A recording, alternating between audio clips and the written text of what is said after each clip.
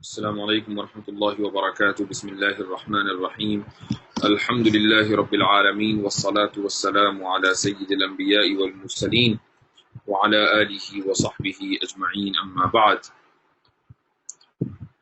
حسب وعدہ آج پھر ایک ہفتے کے بعد ایتھیزم ایکسپوزڈ کا 14واں درس الحمدللہ پیش کیا جا رہا ہے۔ گزشتہ ہفتے سنیچر اور اتوار کو اسی وقت اس موضوع پر ملاقات ہوئی تھی، اور اس وقت ہم نے آرمین نوابی کی کتاب جو ہم نے رمضان سے پہلے شروع کی ہے اس کے 9ویں اور 10ویں باب پر بات کی تھی، 9ویں اور 10ویں چیپٹر پر۔ آج 11th چیپٹر ہے آرمین نوابی کی کتاب، مشہور کتاب ہے۔ جو لوگ آج پہلی مرتبہ شامل ہو رہے ہیں ان سے میں یہ کہوں گا کہ وہ جو پرانے ایپیسوڈز ہیں وہ ضرور دیکھیں، یوٹیوب پر سارے ایپیسوڈز موجود ہیں۔ تو اگر ان ایپیسوڈز کو آپ دیکھ لیں گے تو آپ کو اندازہ ہوگا کہ کن موضوعات کے اوپر گفتگو ہو رہی ہے اور کیسے ہمارا جو آرگیومنٹ ہے، یعنی مسلمانوں کا، مؤمنین کا ملحدوں کے خلاف کیسے بلٹ اپ ہوتا جا رہا ہے، اور کس طریقے سے ہم ملحدوں کے، ایتھیسٹ کے ایک ایک سوال کا الحمدللہ جواب دے رہے ہیں۔ یہ یاد رکھیے کہ جو کتاب ہم پڑھ رہے ہیں آرمین نوابی کی، اس نے 20 ابواب میں، 20 چیپٹرز میں یہ ثابت کرنے کی کوشش کی ہے کہ خدا موجود نہیں ہے۔ یہ کتاب کوئی بظاہر تو معمولی ہے، کوئی ایسی کوئی اس میں راکٹ سائنس بیان نہیں کی گئی ہے، لیکن ایتھیسٹ میں بہت مقبول ہے، بہت ہی زیادہ اس کی اہمیت ہے۔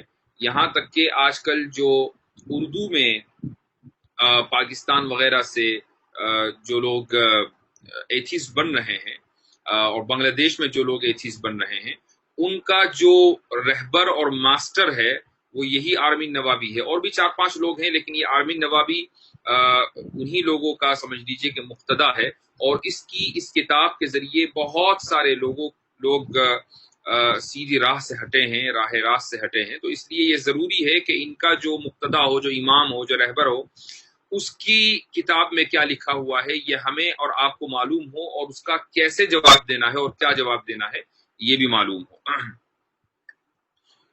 تو انشاءاللہ شروع کرتے ہیں۔ میں اس کی کتاب کے کچھ حصے آپ کی اسکرین پر شیئر کرتا ہوں، اور آپ دیکھیں گے کہ اس کے کیا آرگیومنٹس ہیں۔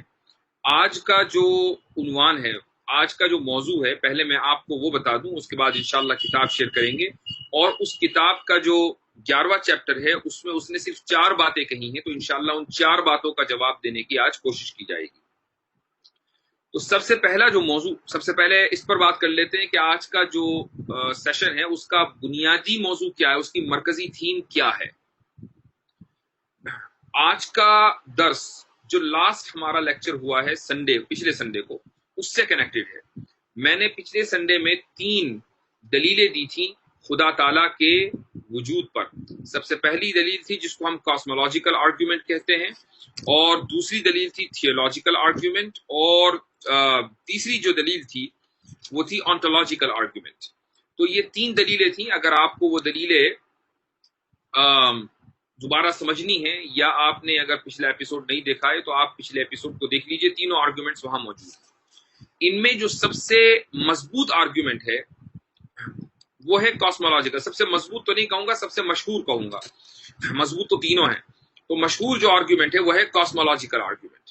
کاسمولوجیکل آرگیومنٹ کا مطلب صرف اتنا ہے، میں مختصر سمجھا دوں آپ کو، کہ کوئی بھی واقعہ اس دنیا میں اگر رونما ہوتا ہے تو اس کی کوئی نہ کوئی وجہ ہوتی ہے، وہ بلا وجہ رونما نہیں ہوتا، وہ واقعہ بلا وجہ نہیں آتا، تو وہ وجہ ہوتی ہے، پھر اس وجہ کی کوئی وجہ ہوتی ہے، پھر اس وجہ کی کوئی وجہ ہوتی ہے، تو کہیں نہ کہیں یہ سلسلہ رکے گا۔ اگر یہ سلسلہ یوں ہی چلتا رہے ہمیشہ تو وہ واقعہ جو آخری واقعہ ہے وہ کبھی بھی رونما نہ ہو، وہ کبھی بھی پیش نہ آئے، تو کہیں نہ کہیں یہ سلسلہ رکے گا۔ جہاں بھی یہ سلسلہ رکے اسی کو سائنس کی زبان میں، فلسفی کی زبان میں فرسٹ کاز کہا جاتا ہے، یعنی پہلا سبب۔ یا عربی میں اگر آپ کو تھوڑا سا گاڑھی عربی میں سمجھنا ہے تو اس کو علت اولا کہا جاتا ہے. تو چاہے علت اولا کہیں عربی میں، یا پہلا سبب کہیں اردو میں، یا فرسٹ کاز کہیں انگریزی میں، جس زبان میں بھی آپ کو سہولت ہو آپ وہ اختیار کر سکتے ہیں. تو وہ جو فرسٹ کاز ہے، وہ جو پرائم کاز ہے، وہ جو علت اولا ہے، وہ جو پہلا سبب ہے، اسی کو خدا کہا جاتا ہے. یہ دراصل کاسمولوجیکل آرگیومنٹ ہے. آج کا جو درس ہے، آرمین نوابی نے 11ویں باب میں اس کاسمولوجیکل آرگیومنٹ کے خلاف کچھ سوالات اٹھائے ہیں. آج ہم ان سوالات کو سمجھیں گے، پھر ان سوالات کا جواب دیں گے. چونکہ کاسمولوجیکل آرگیومنٹ ایک بہت مضبوط دلیل ہے، اور یہ کوئی نئی دلیل نہیں ہے، بلکہ یہ بہت زمانے سے، یعنی اسلام سے، یعنی نبی کریم صلی اللہ علیہ وسلم کے زمانے سے پہلے سے بھی اس دور سے لوگ اس دلیل کو دیتے چلے آ رہے ہیں. الفاظ کا تھوڑا بہت اختلاف ہو سکتا ہے، لیکن اوور آل جو تھیم ہے کاسمولوجیکل آرگیومنٹ کی وہ وہی ہے. اس نے کیا باتیں کہی ہیں، اب میں آپ کو اس کی کتاب آپ کی اسکرین پر شیئر کرتا ہوں، اور اس کے بعد انشاءاللہ آگے بڑھتے ہیں.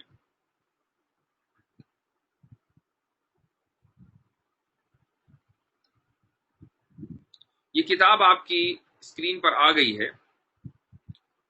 11واں چیپٹر ہے، اور اس کا عنوان ہے If there is no God, where did everything come from؟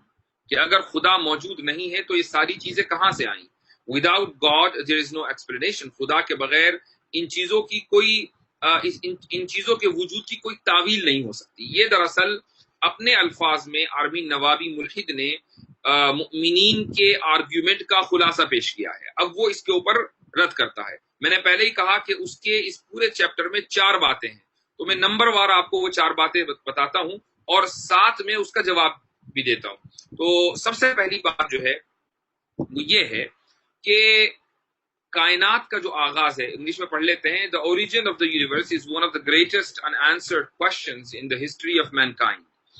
کہ کائنات کا آغاز ایک ایسا لا ینحل مسئلہ ہے، یعنی ایسا سوال ہے کہ جس کا جواب کبھی یقین والے انداز میں، سرٹنیٹی کے ساتھ کبھی دیا ہی نہیں گیا. انسانی تاریخ میں ہمیشہ اس سوال کا جواب ڈھونڈا گیا، لیکن اس کا جواب نہیں ملا. Humans have been debating it for thousands of years, and every religion attempts to posit a different explanation. کہ جو انسان ہیں وہ ہزاروں سال سے اس مسئلے پر الجھے ہوئے ہیں، اور ہر مذہب اپنے اعتبار سے الگ الگ اس کی تفسیر یا اس کا جواب دیتا ہے. لیکن حقیقت یہ ہے کہ اس کا کوئی فائنل آنسر، کائنات کیسے بنی اور اس سے پہلے، کائنات کے بننے سے پہلے کیا تھا، اس کا کوئی جواب نہیں مل پایا. آگے وہ یہ کہتا ہے کہ we may never know exactly how the universe was formed or what if anything came before it. کہ ایسا ہو سکتا ہے کہ ہمیں کبھی یہ پتہ ہی نہ چلے کہ یونیورس یعنی یہ کائنات ایگزیکٹلی کیسے بنی، اور ہمیں یہ بھی ممکن ہے کہ کبھی پتہ نہ چلے کہ اس کائنات سے پہلے کیا تھا. However, not knowing the answer does not give us free range to make something up.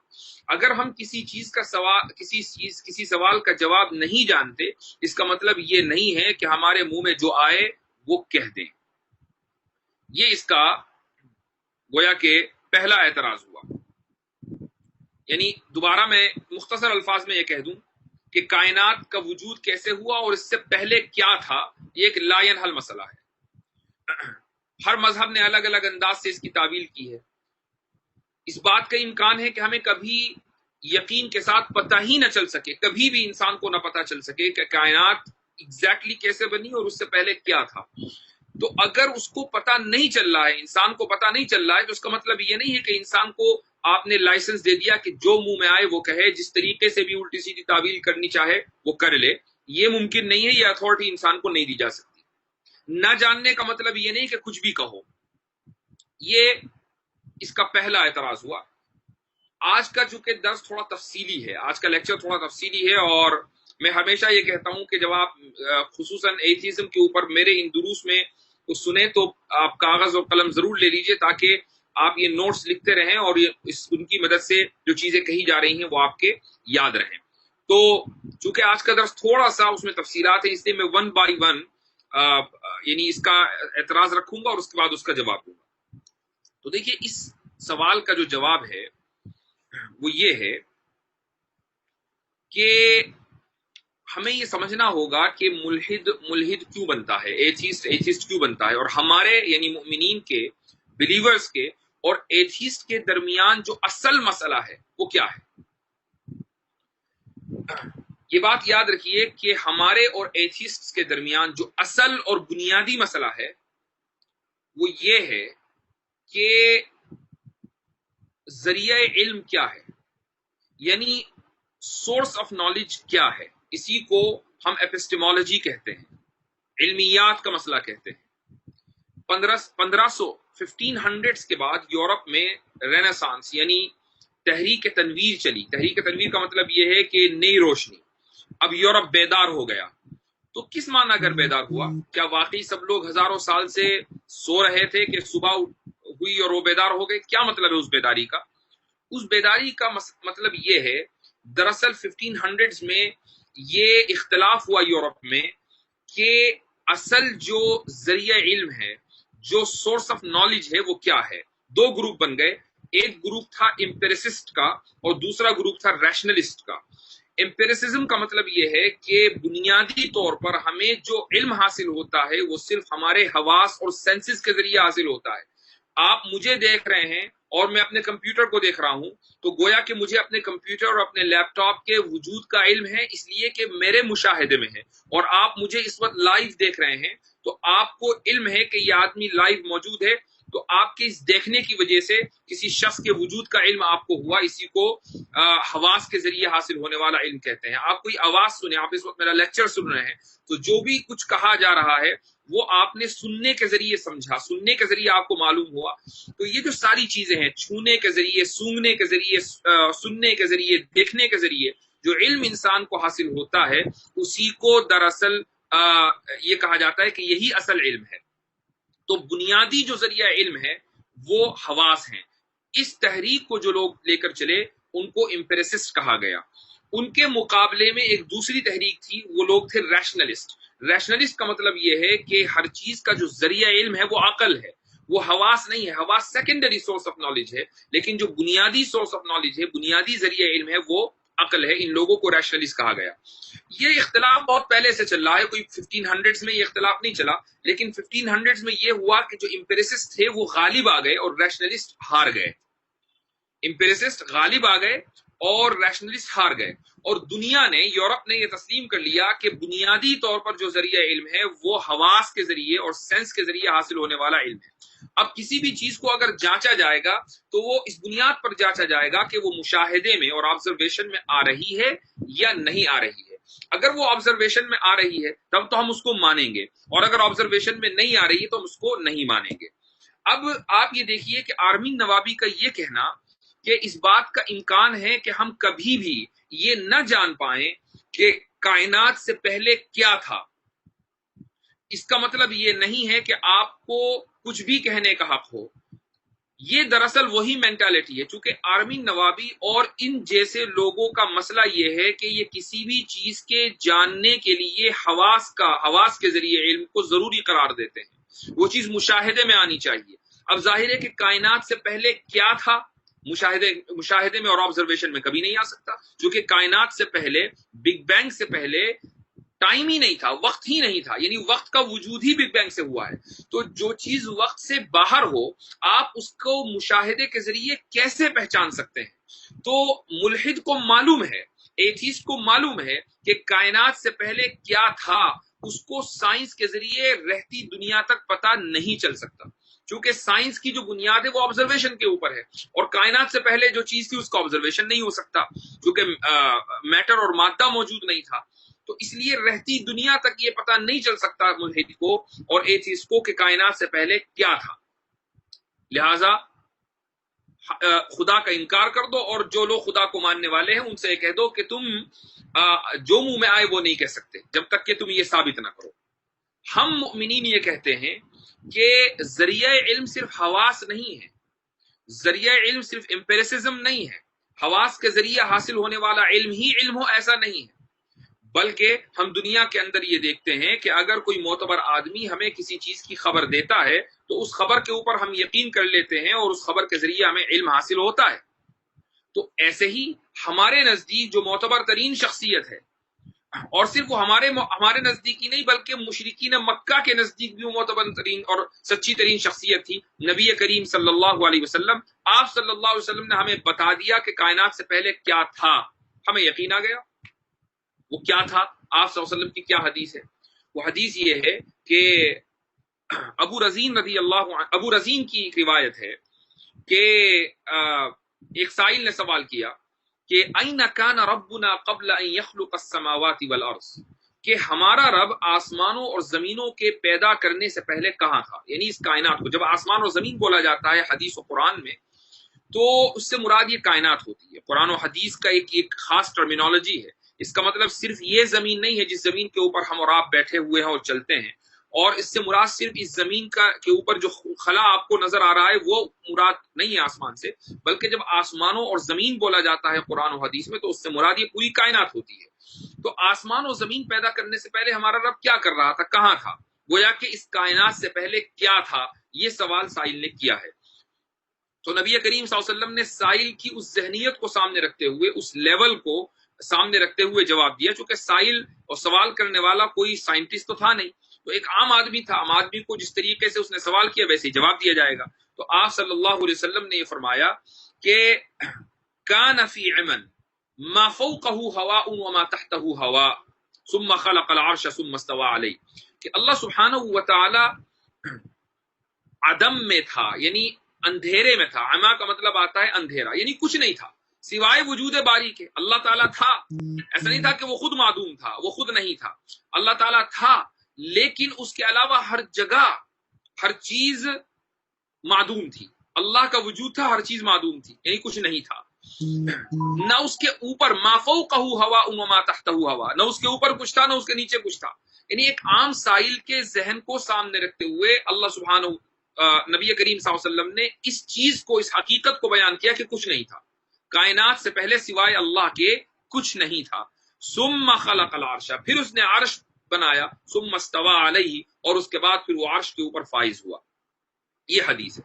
تو دیکھیے نبی کریم صلی اللہ علیہ وسلم نے ہمیں بتا دیا کہ کائنات سے پہلے کیا تھا، کیا بتایا کہ کائنات سے پہلے کچھ نہیں تھا۔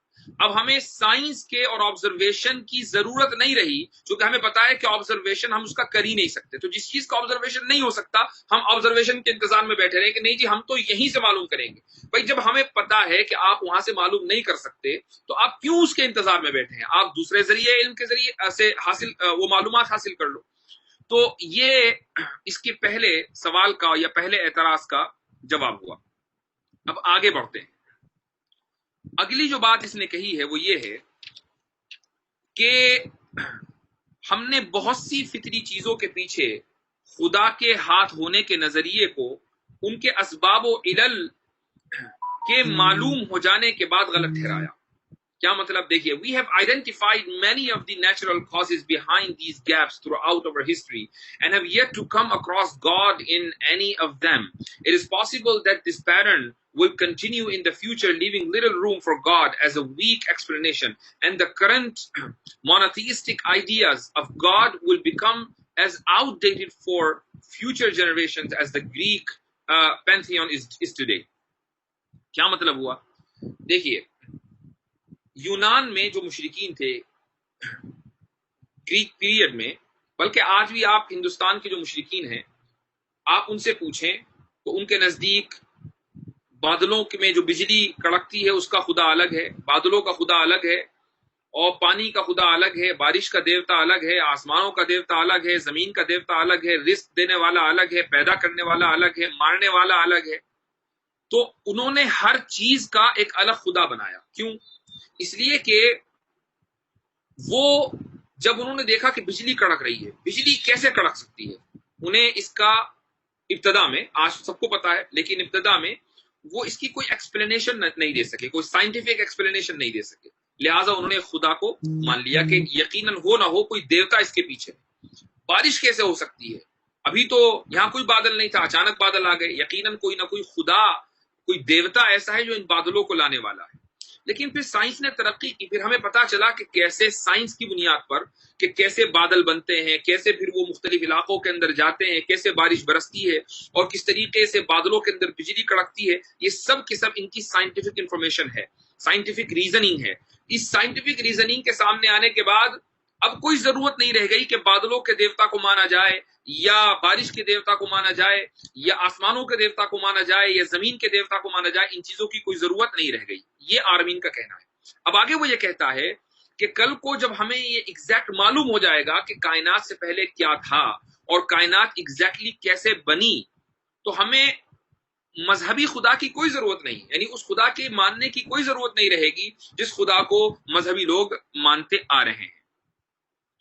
देखिए, इसका जवाब यह है कि मुमिनों को मुशरिकों के ऊपर क़ियास न किया जाए, हम मुमिनीन को मुशरिकीन के ऊपर क़ियास न किया जाए। क्यों? चूंकि साइंस ने जब हमें यह नहीं बताया था कि बारिश कैसे होती है, साइंस ने जब हमें यह नहीं बताया था कि बिजलियां कैसे कड़कती हैं, साइंस ने जब हमें यह नहीं बताया था कि जमीन कैसे बनी और उसके लेयर्स कितने हैं और ओजोन के लेयर्स कितने हैं, तब भी हम एक ही खुदा के मानने वाले थे। हमने कभी बिजली के लिए अलग खुदा और बारिश के लिए अलग खुदा और जमीन के लिए अलग खुदा और बादलों के लिए अलग खुदा और आसमानों के लिए अलग खुदा और मानने वाला अलग खुदा नहीं बनाया था।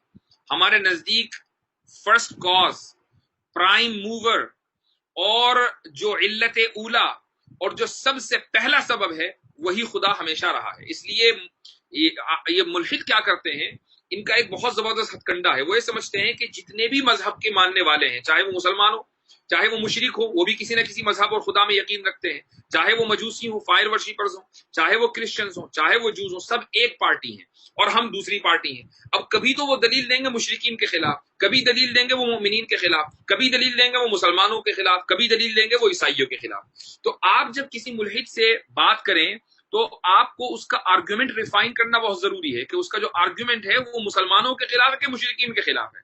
अगर वो मुशरिकीन के खिलाफ है तो इस नन ऑफ आवर बिजनेस, हमें इससे कोई लेने देने नहीं। वो मुशरिकीन जाने, वो जाने, उनका काम जाने। हमारा काम ये कि जब आर्गुमेंट हमारे खिलाफ होगा तो हम जवाब देंगे, ये आर्गुमेंट हमारे खिलाफ नहीं है। अब आप, ये उसका दूसरा पॉइंट था। अब तीसरा पॉइंट मैं आपको बताता हूं, ये है द प्राइम मूवर। वो ये कहता है कि the cosmological argument for God is an attempt to infer God's existence from the known facts of the universe. मैंने अभी शुरू में बताया कॉस्मोलॉजिकल आर्ग्यूमेंट किसे कहते हैं। हम उर्दू में, अरबी में जो फलसफे की किताबें हैं, इसको कॉस्मोलॉजिकल आर्ग्यूमेंट को हम दलील कौनी भी कहते हैं और इसी तरीके से बुतलान तसलसल भी कहते हैं। लेकिन ये जो अल्फाज हैं ये वही समझेंगे जिन्होंने आलिम का कोर्स किया हुआ है, जिन्होंने मदरसे से पढ़ा हुआ है, जिन्होंने कम से कम 4-5 साल कम से कम भी मदरसे में लगा दिए, तो वो बुतलान तसलसल समझ लेंगे। आम लोगों के लिए अगर आपने मदरसे में टाइम नहीं लगाया है तो आप कॉस्मोलॉजिकल आर्ग्यूमेंट ही याद रखें। और इसकी एक्सप्लेनेशन मैंने शुरू में भी दी, मैं दोबारा इसकी एक्सप्लेनेशन दे देता हूं। उस एक्सप्लेनेशन का सिर्फ इतना मतलब है कि दुनिया के अंदर जो भी चीज होती है उसका कोई ना कोई सबब है, इल्लत है, उसका कोई ना कोई कॉज है, फिर उस कॉज का कॉज है, फिर उस कॉज का कॉज है। आप अगर हमेशा इसी तरीके से चलते रहेंगे तो ये नामुमकिन है। ये नामुमकिन है कि आप हमेशा ऐसे ही चलते रहें और कहीं ना रुकें। मिसाल के तौर पर ये दुनिया बनी तो मसलन इसका कॉज जो है वो मिट्टी है। थोड़ी देर के लिए मान लीजिए मिट्टी है, लावा है, मैटर है, एनर्जी है। तो अब सवाल ये होगा कि इस मैटर, इस मटेरियल का और इस एनर्जी का कॉज क्या है। तो पता चला कि जी इस एनर्जी और मटेरियल का जो कॉज है वो बिग बैंग है। ठीक है, बिग बैंग है, तो बिग बैंग का कॉज क्या है। तो अब अगर ये कहा कि बिग बैंग का कॉज खुदा है तो सवाल होगा कि खुदा का कॉज क्या है, खुदा का सबब क्या है। आपने कहा कि खुदा का सबब जो है एक्स है, तो सवाल होगा कि एक्स का सबब क्या है। जी एक्स का सबब वाई है, तो वाई का सबब क्या है। जी वाई का सबब जेड है, तो जेड का सबब क्या है। जेड का सबब ए है, ए का सबब क्या है, ए का सबब बी है। इसी तरीके से अगर आप हमेशा चलते रहेंगे तो ये दुनिया कभी भी वजूद में नहीं आ सकती। तो आपको कहीं ना कहीं रुकना पड़ेगा। मसलन आप ये कहेंगे कि इस दुनिया का सबब बिग बैंग है। अच्छा, बिग बैंग का सबब क्या है, खुदा है। खुदा का सबब क्या है, कोई नहीं। लिहाजा जब खुदा का सबब कोई नहीं है, खुदा कहीं से वजूद में नहीं आया, वो हमेशा से मौजूद है, तो उसने अपने इरादे से इस दुनिया को वजूद बख्शा, बिग बैंग हुआ और बिग बैंग के नतीजे में ये कायनात बन गई, ये दुनिया बन गई। इसको कॉस्मोलॉजिकल आर्ग्यूमेंट कहा जाता है। ठीक है, अब आर्मी नवाबी इस कॉस्मोलॉजिकल आर्ग्यूमेंट के ऊपर एक बहुत ही मशहूर एतराज करता है। वो एतराज ये है कि although many physical laws of the universe do generally work in a cause and effect way, that does not necessarily mean that God is the cause.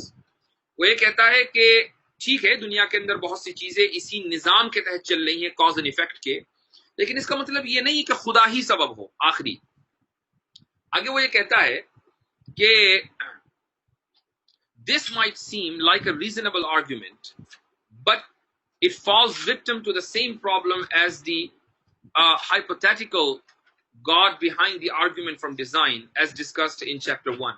If everything has a cause or a creator, then who created God? सवाल जो है बहुत मशहूर है कि भाई अगर हर चीज का कोई ना कोई सबब है तो फिर खुदा का सबब क्या है? And who then created? अगर हर चीज को खुदा ने पैदा किया तो खुदा को किसने पैदा किया? वो ये कहता है कि एक फैलसी है, एक मुगालता है, इसको कहा जाता है special pleading. Special pleading, special pleading किसे कहते हैं? इसको भी सुन लीजिए। स्पेशल प्लीडिंग का मतलब ये है कि मसलन मैं आपको कोई कानून बताऊं कि भाई देखो, कानून ये है कि अगर आप कत्ल करोगे किसी को, किसी मासूम को, तो आपके ऊपर केस चलेगा, और ये यूनिवर्सल लॉ है। आप दुनिया में कहीं भी जाएंगे, अगर आपने किसी को कत्ल कर दिया तो आप पर केस चलेगा, और केस के नतीजे में अगर ये साबित हो गया कि आप कातिल हैं तो आपको सजा दी जाएगी। ये सारी दुनिया का कानून है। उसके बाद मैं ये कहूं, लेकिन इससे मैं मुस्तस्ना हूं, मेरे ऊपर यह कानून लागू नहीं होता। मेरे ऊपर क्या कानून लागू होता है कि मैं चाहे जिसको कत्ल कर दूं, न मेरे ऊपर केस चलेगा और न ही मुझे सजा दी जाएगी। अगर मैं ये कहूं तो इसी को स्पेशल प्लीडिंग कहा जाता है कि एक कानून जो सबके लिए है वो आप पर क्यों नहीं लागू होगा? भाई आप अलग क्यों हैं? जब कानून सबके लिए है तो आप भी उस कानून के तहत हैं। अगर आपने अपने आप को उस कानून से अलग कर लिया तो गोया के आप स्पेशल प्लीडिंग का शिकार हो गए। स्पेशल प्लीडिंग का मतलब ये हुआ कि आप बगैर किसी वजह के अपने आप को कानून से अलग किए हुए हैं।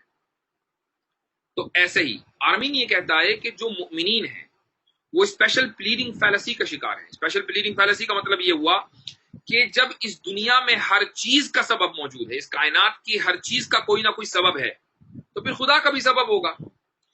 खुदा अगर हर चीज पैदा की गई तो खुदा भी पैदा किया गया होगा।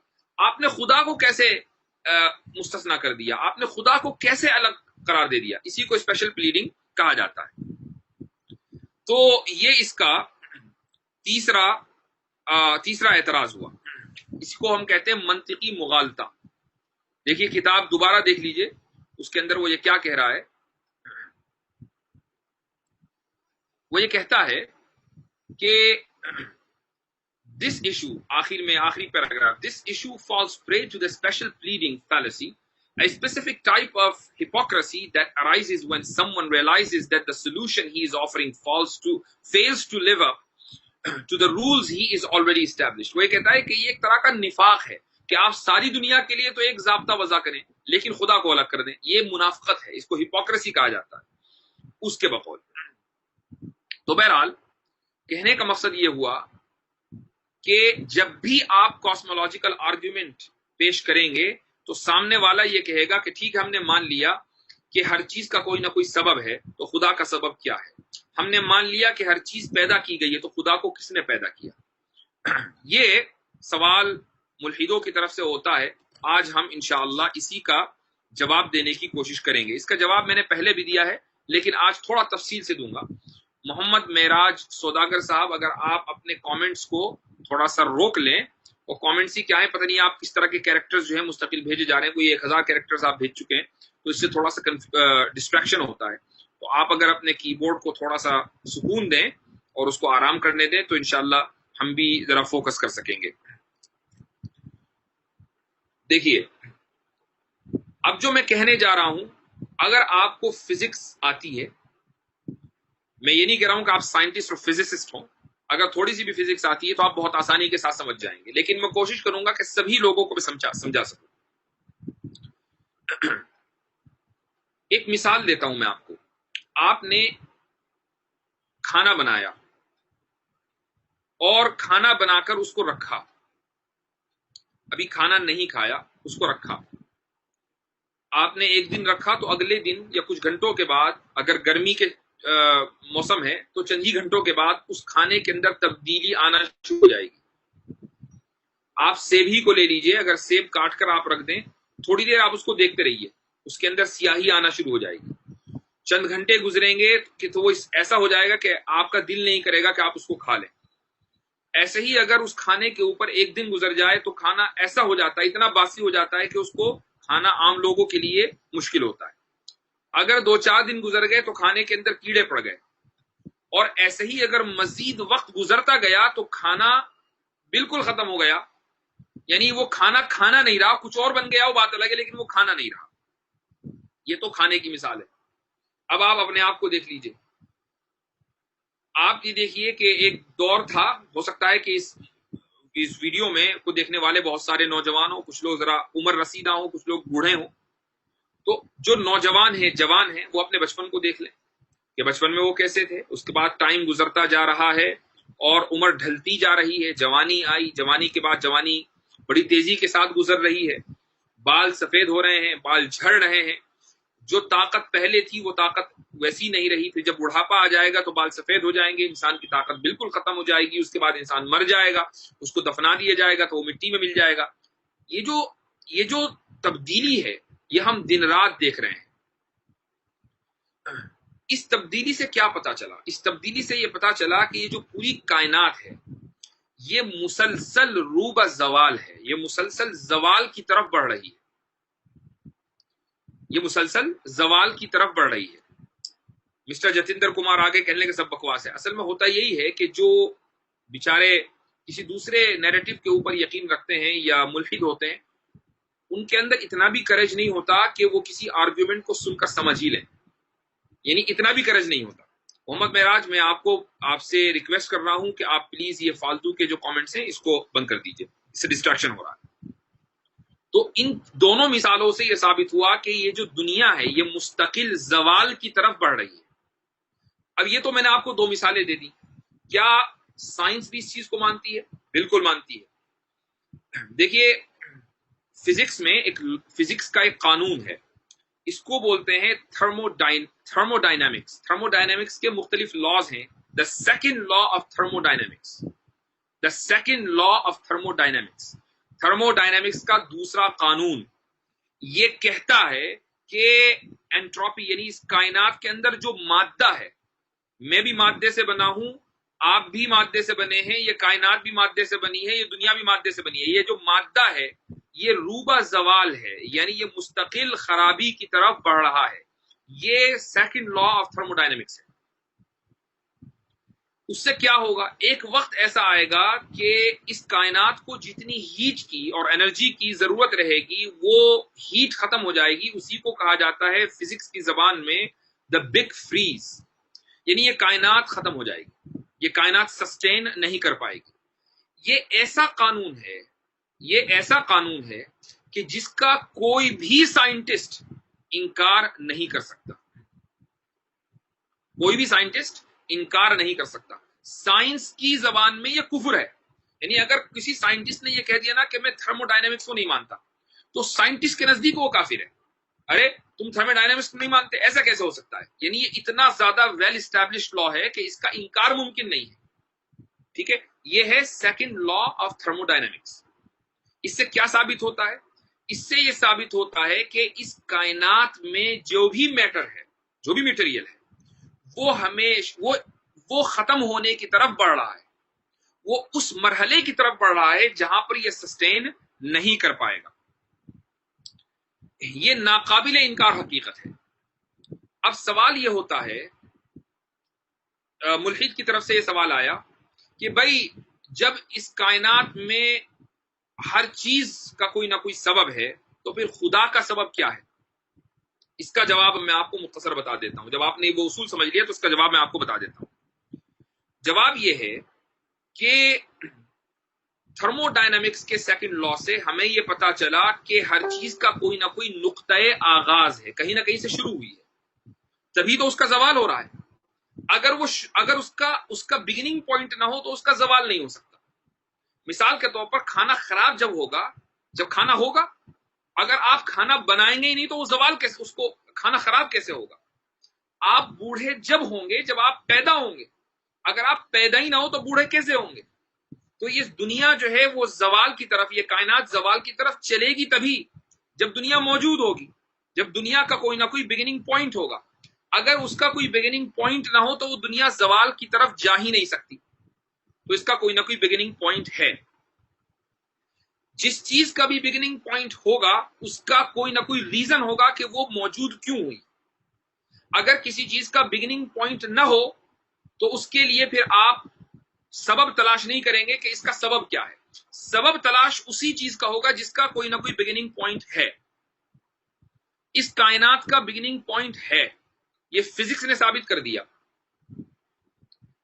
لہذا کائنات کے بارے میں سوال ہوگا کہ اس کا سبب کیا ہے، اس کا پرائم کاز کیا ہے، اس کا پرائم موور کیا ہے، اس کا پہلا سبب کیا ہے، اس کی علت اولا کیا ہے. خدا کے بارے میں کسی بھی مسلمان کا، مومن کا، بلکہ آپ یہ کہنا چاہیے کہ کسی بھی مذہب کے ماننے والے کا، یہاں تک کہ ہندوؤں میں بھی جو ایشور کا جو تصور ہے وہ یہی ہے کہ وہ ہمیشہ سے ہے. مسلمانوں کے اندر تو یہ تصور ہے ہی، یہ عقیدہ ہے ہی کہ اللہ تعالیٰ ہمیشہ سے. تو جب اللہ ہمیشہ سے ہے تو اس کا کوئی بگننگ پوائنٹ نہیں ہوا. جب اس کا بگننگ پوائنٹ نہیں ہوا تو یہ سوال اللہ کے بارے میں کیا ہی نہیں جا سکتا کہ اس کا سبب کیا ہے. یہ سوال ہمیشہ اس چیز کے بارے میں ہوگا جس کا بگننگ پوائنٹ ہے. اور تھرمو ڈائنامکس کے سیکنڈ لا کے اعتبار سے بگننگ پوائنٹ صرف کائنات کا ہے. لہٰذا یہ سوال کائنات کے بارے میں ہوگا کہ اس کا سبب کیا ہے. خدا کے بارے میں یہ سوال ہو ہی نہیں سکتا کہ اس کا سبب کیا ہے اور خدا کو کس نے پیدا کیا. ٹھیک ہے، یہ ان کے اعتراض کا جواب ہوا. لہٰذا یہ جو آرمین نوابی نے الزام لگایا کہ مذہب والے ہپوکریٹس ہوتے ہیں چونکہ وہ اسپیشل پلیڈنگ فیلسی کا شکار ہیں، کہ وہ ایک رول بناتے ہیں ساری دنیا کے لیے پھر اپنے خدا کو اس سے الگ کر لیتے ہیں. تو اس کا جواب یہ ہے کہ اسپیشل پلیڈنگ کا شکار ہم اس وقت ہوتے جب ہم اس پوری کائنات کو بنانے کے بعد، کائنات کو ماننے کے بعد یہ کہتے کہ نہیں جی پوری کائنات جو ہے وہ تو اس کا تو سبب ہے، لیکن جو جوپیٹر جو پلانٹ ہے اس کا کوئی سبب نہیں ہے. بھائی جوپیٹر بھی تو کائنات کے اندر ہے. اب ہم اسپیشل پلیڈنگ کا شکار ہوتے. ہم یہ کہہ رہے ہیں کہ پوری کائنات کا سبب ہے، یعنی کائنات کا جو پورا قانون ہے، جو پوری کائنات ہے وہ ایک قانون کے تحت ہے. وہ قانون یہ ہے کہ ہر چیز کا کوئی نہ کوئی سبب ہے، لیکن خدا اس کائنات سے باہر ہے. تو جو چیز کائنات سے باہر ہو وہ تو آبویسلی مستثنا ہوگی، وہ تو آبویسلی اس قانون سے الگ ہوگی. اس لیے اسپیشل پلیڈنگ کا جو فیلسی ہے اس کا مسلمان یا مومن شکار نہیں ہے. ہاں اب میں آپ کو ایک امپورٹنٹ بات بتا رہا ہوں، اور اس ویڈیو کو سننے والے اور بعد میں دیکھنے والے یقیناً اس سے اگر بینیفٹ نہ اٹھائیں تو کم سے کم بہت سے لوگ کے ذہن میں یہ سوال ضرور آئے گا اور وہ اپنے پنڈتوں سے جا کر ضرور پوچھیں گے. یہ جو میں سوال آگے جو بات کہنے جا رہا ہوں یہ آریہ سماجیوں کے بارے میں کہنے جا رہا ہوں. آریہ سماجی یقیناً اسپیشل پلیڈنگ فیلسی کا شکار ہے. کیسے؟ دیکھیے آریہ سماجیوں کا ایک عقیدہ ہے، وہ یہ ہے کہ اس پوری کائنات کو جو بنانے والا ہے وہ ہمیشہ سے ہے، اس کا کوئی سبب نہیں.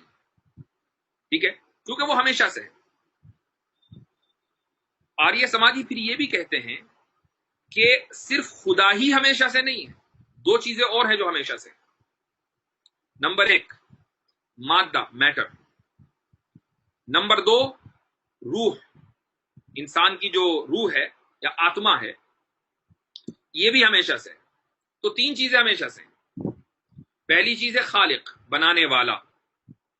دوسری چیز ہے میٹر، اور تیسری چیز ہے روح. یہ تینوں چیزیں ہمیشہ سے ہیں، ان کا کوئی بگننگ پوائنٹ نہیں ہے. ٹھیک ہے، یہ ان لوگوں کا عقیدہ ہے، ان کا آریہ سماجیوں کا. اچھا اب ہم سوال یہ کرتے ہیں کہ یہ کائنات کس چیز سے بنی؟ بھئی یہ کائنات میٹر سے بنی. ٹھیک ہے، یعنی میٹر ہم ہر جگہ دیکھتے ہیں. میں بھی میٹیریلسٹک ہوں، آپ بھی میٹیریلسٹک ہیں، ساری دنیا کے اندر ہر چیز میٹر ہے. ٹھیک ہے، اب اس کے بعد روح، میرے اندر بھی روح ہے، آپ کے اندر بھی روح ہے، جتنے لوگ سن رہے ہیں سب لوگوں کے اندر روح ہے. تو روح والا جو بھی جسم ہوگا وہ اس کائنات کا حصہ ہے، میٹر اس کائنات کا حصہ ہے۔ اچھا، تھرمو ڈائنامکس کا جو سیکنڈ لا ہے وہ یہ کہتا ہے کہ اس کائنات کا کوئی نہ کوئی نقطۂ آغاز ہے، کہیں نہ کہیں سے یہ کائنات شروع ہوئی ہے۔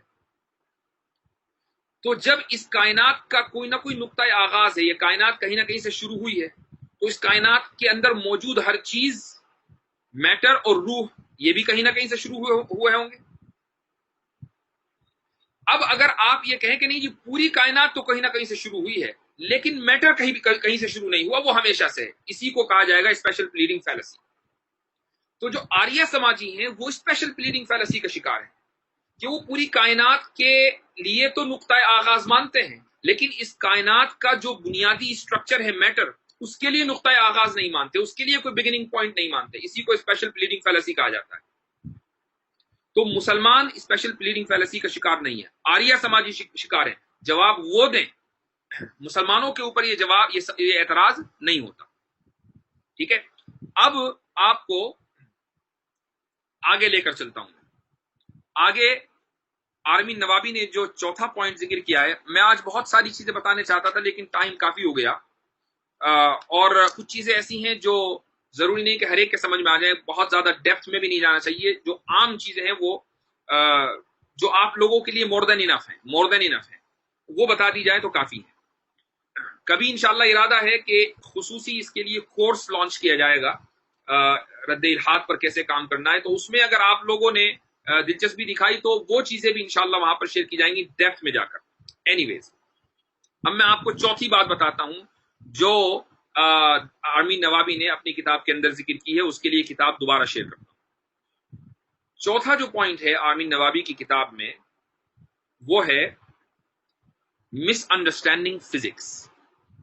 ابھی ہم فزکس کی بات کر رہے تھے، تھرمو ڈائنامکس کے سیکنڈ لا کی بات کر رہے تھے، اب آ جائیے the first law of thermo dynamics. Thermo dynamics کا فرسٹ لا دیکھیے کیا کہتا ہے۔ وہ یہ کہتا ہے کہ many theists who pose the cosmological argument do so from a place of misunderstanding physics، کہ جو لوگ، بہت سے مؤمنین، مذہب میں ماننے والے جو کاسمولوجیکل آرگیومنٹ دیتے ہیں، دراصل انہوں نے فزکس کو صحیح سے نہیں سمجھا۔ اچھا جی، آپ نے سمجھ لیا، ہمیں بتا دیجیے آپ نے کہا۔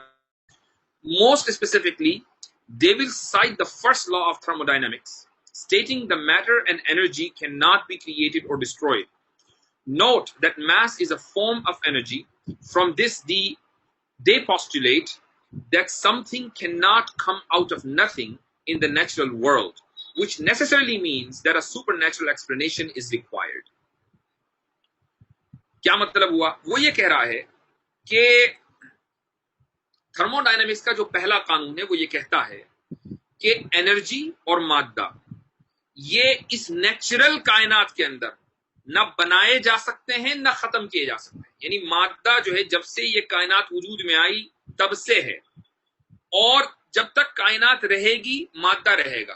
ایسا نہیں ہوگا کہ کائنات بن گئی مادہ بعد میں بنا، یا کائنات بعد میں ختم ہوگی مادہ پہلے ختم ہو جائے گا، انرجی پہلے ختم ہو جائے گی۔ نہیں، اس نیچرل ورلڈ میں، اس نیچرل یونیورس میں مادہ اور انرجی، میٹر اور انرجی ہمیشہ سے ہیں اور ہمیشہ رہیں گے۔ اس نیچرل یونیورس میں، یہ ہمیشہ یاد رکھیے، اس نیچرل یونیورس میں جب سے یہ نیچرل یونیورس ہے، مادہ ہمیشہ سے ہے، ہمیشہ رہے گا، انرجی ہمیشہ سے ہمیشہ رہے گی، کبھی ختم نہیں ہوں گے اس نیچرل یونیورس میں۔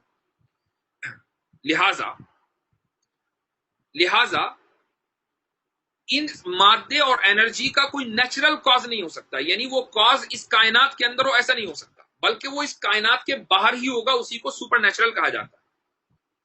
سمجھے آپ؟ دوبارہ میں آپ کو بتا دیتا ہوں، دیکھیے قانون یہ ہے تھرمو ڈائنامکس کا پہلا قانون کہ جو مادہ ہے وہ، اس کو کریٹ کرنے والا کوئی مادی چیز نہیں ہے، اس کو بنانے والی کوئی میٹیریلسٹک چیز نہیں، بلکہ میس اور انرجی کو بنانے والی کوئی نہ کوئی سپر نیچرل پاور ہے۔ یہ دراصل تھرمو ڈائنامکس کا فرسٹ لا ہے، پہلا لا۔ ٹھیک ہے، اب آگے آرمین نوابی یہ کہتا ہے، اس کو سنیے، کہ اگر یہ بات مان لیں ہم فزکس کی کہ انرجی کو اور میس کو یعنی مادے کو میٹر کو بنانے والی کوئی نہ کوئی سپر نیچرل پاور ہے، تو یہ کیا ضروری ہے کہ وہ خدا ہو؟ یہ دیکھیے آپ ان لوگوں کا اسٹبرنس، یہ کیا ضروری ہے کہ وہ خدا ہو؟ وہ کوئی نیچرل کوئی انرجی بھی تو ہو سکتی ہے، وہ کوئی الیکٹریسٹی ہو سکتی ہے، وہ گریوٹی ہو سکتی ہے، یعنی یہ کیا ضروری ہے کہ اس سپر نیچرل کے اندر شعور ہو، اس سپر نیچرل کے اندر کانشیسنس ہو؟ یہ کیا ضروری ہے؟ یہی اصل میں وہ بریکنگ پوائنٹ ہے جہاں ملحد آ کر اس کی گاڑی کا پہیہ پنچر ہو جاتا ہے اور اب اس کی گاڑی آگے نہیں بڑھتی۔ وہ یہ تو مانتا ہے کہ اس کائنات کی کوئی نہ کوئی چیز بنانے والی ہے، یہاں تو وہ مان لیتا، آخر میں آ کر وہ اس بات کو تسلیم کر لیتا ہے اور اس کے بغیر اس کا کوئی چارہ کار نہیں۔ وہ یہ کہتا ہے کہ جی اس کائنات کا کوئی نہ کوئی سبب ہے، تبھی یہ کائنات بنی ہے۔ لیکن یہاں آ کر پھر وہ ضد دکھاتا ہے، وہ یہ کہتا ہے یہ کیا ضروری ہے کہ وہ جو سبب ہو، جو کائنات بنانے والا ہو، اس کے اندر شعور ہو، اس کے اندر احساس ہو، اس کے اندر ارادہ ہو؟ یہ کیا ضروری ہے؟ یہ تو کوئی ضروری نہیں ہے۔ مثلا گریوٹی کے اندر کوئی شعور تو ہے نہیں، کوئی کانشیسنس نہیں ہے، تو ہو سکتا ہے کہ گریوٹی نے اس کائنات کو بنا دیا ہو۔ الیکٹریسٹی، یہ کیا ضروری ہے کہ بنانے والے کے اندر شعور ہو؟ الیکٹریسٹی کے اندر کوئی شعور نہیں، ہو سکتا ہے کہ الیکٹریسٹی نے بنا دیا ہو۔ ان لوگوں کو کہا جاتا ہے نیچرسٹ۔ ان لوگوں کو کیا کہا جاتا ہے؟ نیچرسٹ۔ آمین نوابی بھی یہ کہہ رہا ہے کہ ٹھیک ہے چلو مان لیا ہم نے مان لیا کہ کائنات کا کوئی نہ کوئی پرائم کاز ہے، لیکن یہ کیا ضروری ہے؟ یہ کیسے ثابت کرو گے کہ وہ پرائم کاز خدا ہے اور وہ پرائم کاز ایسا ہے کہ جس کے اندر شعور ہو؟ اب میں آپ کو اس کا جواب دیتا ہوں، اس کا جواب بھی سنیے۔ دیکھیے،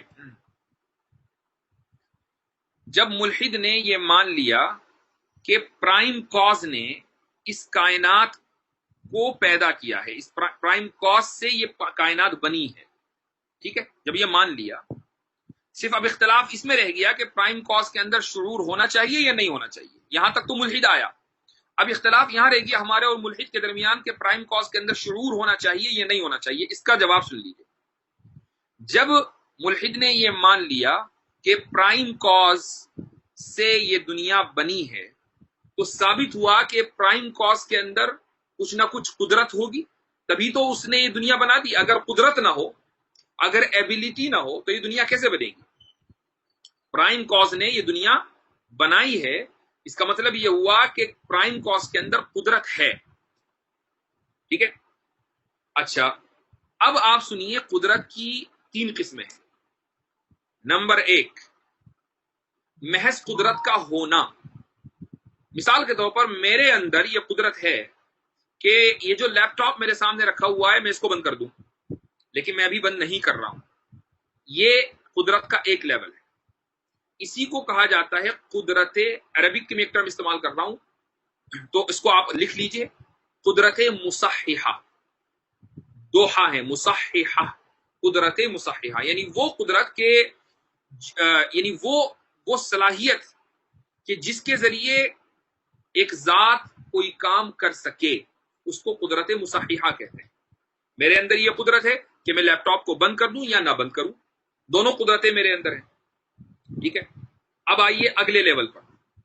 اگلا لیول ہے قدرت مرجحہ، دوسری قسم۔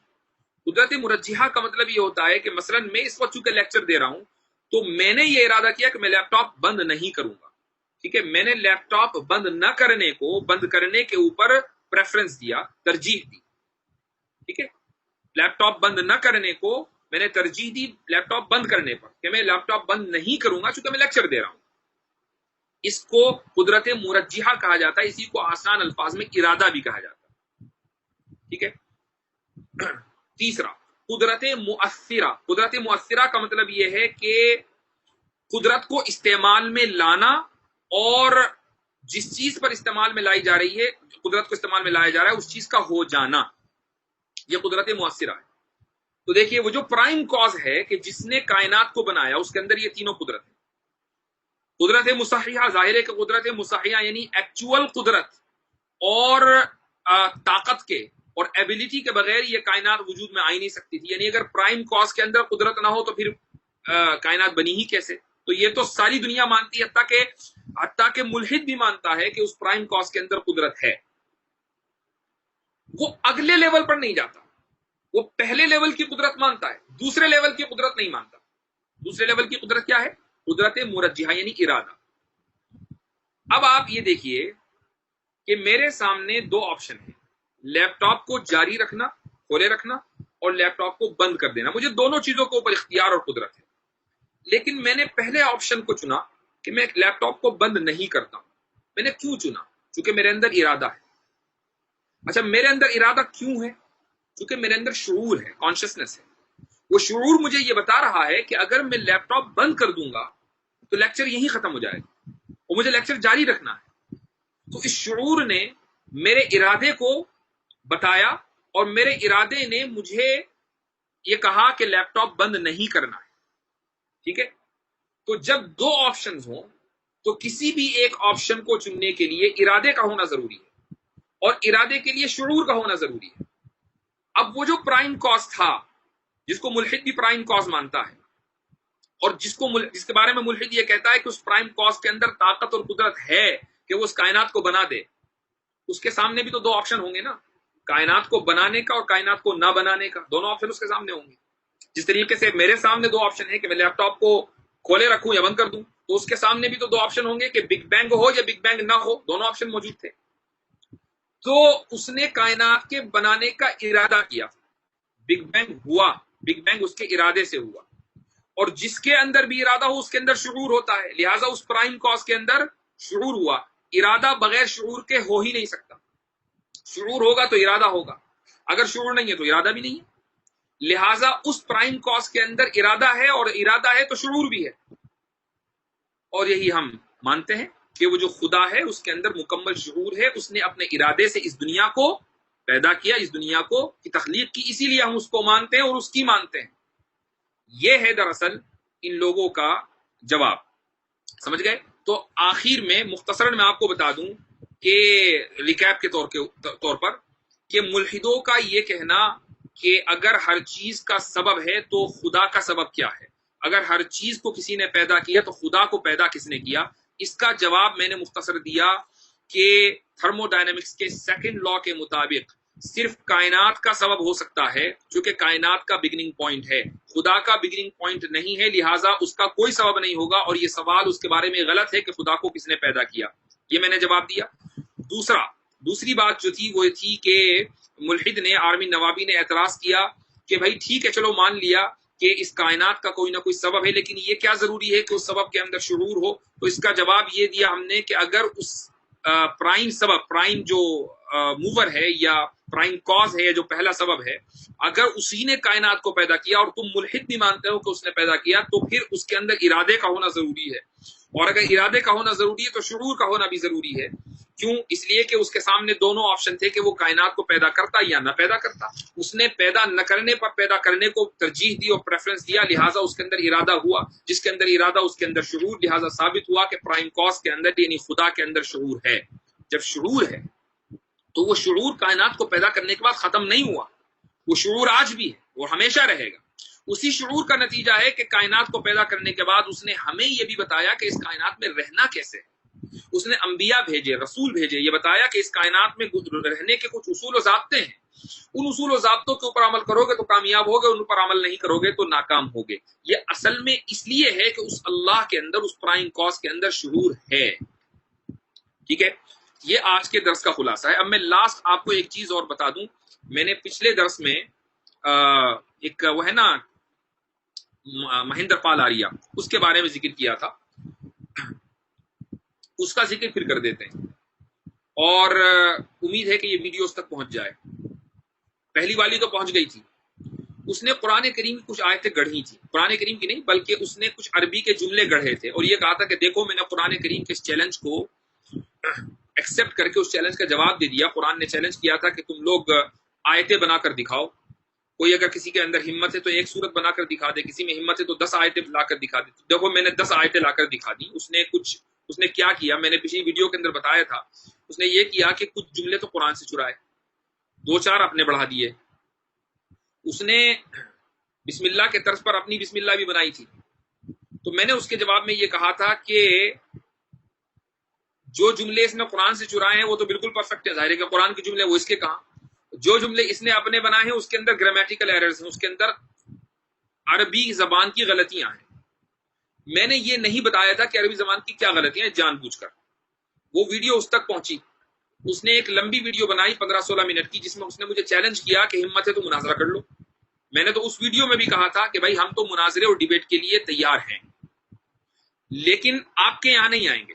آپ جس طریقے سے سوشل میڈیا کا استعمال کر کے ویڈیو کے ذریعے آپ اپنے بھکتوں کو ایڈریس کرتے ہیں، تو اسی طریقے سے سوشل میڈیا پر آ جائیے، کسی ایک پلیٹ فارم کا انتخاب کر لیں، اسٹریم یارڈ ہے، زوم ہے، اور لائیو ڈیبیٹ کر لیجئے، ٹائم بتا دیجئے، وہ ٹائم ہمیں سوٹ کرے گا تو ہم اس کو سلیکٹ کر لیں گے، اور اگر وہ ہمیں سوٹ نہیں کر رہا ہے تو ہم آپ سے کہہ دیں گے بھائی دوسرا ٹائم طے کر لو، تاکہ ہمارے اور آپ کے اتفاق سے اور کنسنٹ سے ایک ڈیبیٹ ہو جائے۔ تو ہمیں آپ کا چیلنج آج ہی نہیں پہلے بھی قبول تھا، اور یہ کہتا ہے کہ میں نے 15 سوال مسلمانوں سے کر رکھے ہیں، آج تک اس کا جواب نہیں دے پائے۔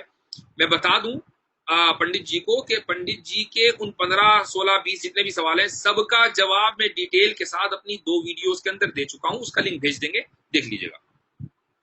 فی الحال بتانے کا مقصد یہ ہے کہ اس نے جو جملے گڑھے اور قرآن کی آیت بنا کر پیش کی، اس میں گرامیٹیکل ایررز کیا تھے، میں پوری بات تو آپ کو نہیں بتاؤں گا، چونکہ اگر میں نے ایک بھی گرامیٹیکل ایرر ثابت کر دیا تو میری بات ثابت ہو گئی۔ میں ثابت کروں گا 2 گرامیٹیکل ایرر، اور اس کے پہلے جملے میں ثابت کروں گا۔ دیکھیے وہ آپ اس ویڈیو کو دوبارہ سن لیجئے گا، اور میں اس کی ویڈیو یہاں پر بھی لگا دوں گا بعد میں۔ وہ بسم اللہ کے طرز پہ اپنی بسم اللہ بناتا ہے، کہتا ہے الفاظ دیکھیے، بسم اوم الحی القیوم، بسم اوم لفظ ہے ان لوگوں کے یہاں، تو بسم اوم مل حی القیوم، حی القیوم۔ اس میں پرابلم کیا ہے؟ پہلی پرابلم، اوم کا جو لفظ ہے وہ غیر منصرف ہے، اس پر کسرہ نہیں آئے گا، ٹھیک ہے؟ مثال کے طور پر مصر جو لفظ ہے وہ غیر منصرف ہے، مصرن نہیں آئے گا، چونکہ مصر جگہ کا بھی نام ہے۔ ایسے ہی آجمی لفظ ہے، 2 چیزیں ہو گئیں۔ ایسے ہی اوم ایک ذات کا نام ہے، اور ایسے ہی آجمی لفظ ہے، تو یہ غیر منصرف ہے، غیر منصرف کے اوپر کسرہ نہیں آتا، تو بسم اومن غلط ہے، پہلی بات۔ دوسری بات یہ کہ الحی القیوم غلط ہے، الحی القیوم ہونا چاہیے، چونکہ با جو ہے وہ حرف جر ہے، اور با کی وجہ سے الحی القیوم ہونا چاہیے، تو جس آدمی کی بسم اللہ غلط ہو تو آگے ہم اس سے کیا بات کریں؟ یعنی یہ قرآن کو حضرت والا، یہ آدمی، یہ جاہل ٹٹو قرآن کریم کی آیتوں کو کے بارے میں یہ کہہ رہا ہے کہ دیکھو میں نے اس جیسی آیتیں بنا دی، اور میں نے تو 1991 میں بنا دی تھی، گویا کہ گزشتہ 30 سالوں میں اس چیلنج کے جواب کا کوئی جواب نہیں دیا گیا۔ بھائی ہمیں تو آج پتا چلا، 1 ہفتے پہلے جب ہمیں پتا چلا تو ہم نے اسی گھنٹے آپ کو جواب دے دیا، اور ہم نے یہ ثابت کر دیا کہ آپ کی تو بسم اللہ بھی گڑبڑ ہے، تو جس کی بسم اللہ گڑبڑ ہو آگے میں کیا بات کروں؟ آگے بھی اس نے بہت سارے بلنڈر کیے ہوئے ہیں، اسی جو 10 آیتیں اس نے بنائی ہیں، اس نے جہاں جہاں اپنے جملے کہیں اس کے اندر بہت سارے قاعدے قانون کی غلطیاں ہیں، عربی کے گرامر کی غلطیاں ہیں۔ قرآن کریم کے اندر تو یعنی گرامر کی غلطی کیا، گرامر کا سٹینڈرڈ قرآن ہے، گرامر نکلا قرآن سے ہے، تو قرآن میں تو گرامر کے ایررز ہو ہی نہیں سکتے۔ آپ اگر کوئی چیلنج قبول کر رہے ہیں اور چیلنج کا جواب دے رہے ہیں تو کم سے کم ایسے سینٹنس تو بناؤ کہ جو ایک عام پڑھا لکھا آدمی بھی یہ سمجھ لے کہ ہاں بھائی اس کے اندر جو ہے وہ غلطیاں نہیں ہوں گی۔ لیکن ایک کم پڑھا لکھا عربی جاننے والا بھی بہت آسانی کے ساتھ یہ بتا سکتا ہے کہ آپ کے ان جملوں کے اندر کتنا جھول ہے۔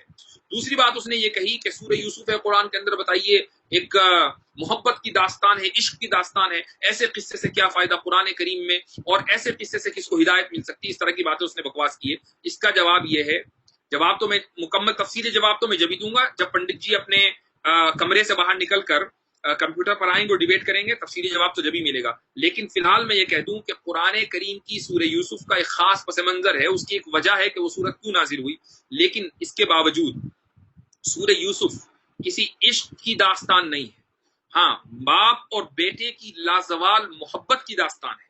یہ مرد اور عورت کے درمیان عشق کی داستان نہیں ہے، باپ اور بیٹے کے درمیان محبت کی لازوال داستان ہے، اور یہ اس بات کی یہ قصہ اس لیے بیان کیا گیا تاکہ پڑھنے والوں کو یہ پتہ چل جائے کہ کیسے اچھائی کی برائی کے اوپر جیت ہوتی ہے، کیسے اگر کچھ بھائی اپنے ایک معصوم بھائی کے ساتھ برائی کا معاملہ کرتے ہیں تو اللہ تعالیٰ اس معصوم بھائی کو کتنی بلندیوں تک لے جاتا ہے اور اس کی بھلائی کو کس طریقے سے برائی کے اوپر غالب کرتا ہے۔ یہ پوری سورت کی جو مورل اسٹوری ہے یہ مورل اسٹوری پوری سورت کی دراصل یہ ہے۔ لہٰذا یہ کہنا کہ سورت کے اندر عشقیہ داستانیں بیان کی گئی ہیں، یہ اس کو آپ صرف ایک لفظ کے اندر ڈسکرائب کر سکتے ہیں اور وہ ہے جہالت، اس کے علاوہ کوئی دوسرا لفظ نہیں ہے۔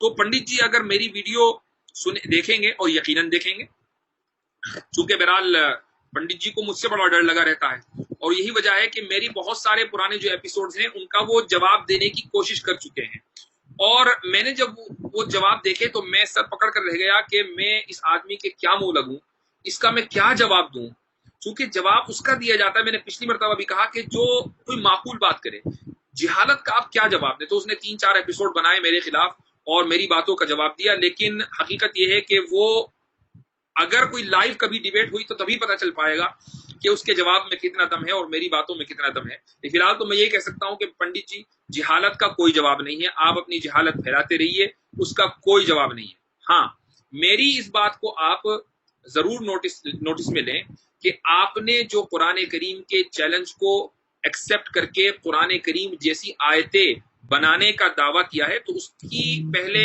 گرامر ٹھیک کر لیجئے، اور کبھی آپ ایسا کیا کریں تو ہم جیسوں کو یاد کر لیں کہ بھئی میں نے ایک عربی کا جملہ لکھا ہے، تھوڑا سا چیک کر لو کہ اس کے اندر گرامر کا ایرر تو نہیں ہے، تو اس طرح ہمیں بھیج دیا کریں، ہم آپ کی مدد کر دیں گے۔ ہمیں تو بہت اچھا لگتا ہے کہ ہم دوسروں کو عربی سکھائیں، ہمارا تو کام ہی یہی ہے، تو آپ اگر ہمیں اپنا استاد مان لیں تو اس میں کوئی حرج نہیں۔ تو آج کے لیے اتنا ہی، کل انشاءاللہ پھر آپ سے ملاقات کریں گے 12 بجے۔ آج کا درس تھوڑا لمبا ہو گیا، کل 12 بجے انشاءاللہ انڈیا ٹائم کے اعتبار سے دوبارہ انہی دونوں پلیٹ فارمز کے اوپر ملاقات ہوگی، اور آرمین نوابی کی کتاب کا دوبارہ پوسٹ مارٹم ہوگا۔ جزاکم اللہ خیر الجزا، والسلام علیکم ورحمۃ اللہ وبرکاتہ۔